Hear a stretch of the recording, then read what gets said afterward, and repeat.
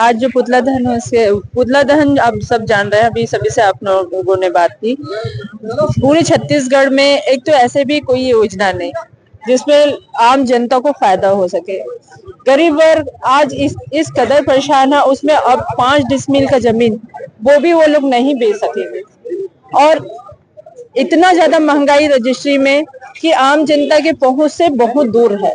व्यापारी वर्ग यहाँ विरोध कर रहे हैं तो आम जनता की तो बात ही नहीं कर सकते अपन। और ये तुगलकी जो आदेश है उसके विरोध में आज हम लोग पूरी कांग्रेस पार्टी और हमारे नवनिर्वाचित दोनों अध्यक्ष, जिला कांग्रेस कमेटी के शहर अध्यक्ष और ग्रामीण अध्यक्ष दोनों के तत्वाधान में आज हम लोगों ने पुतला दहन किया।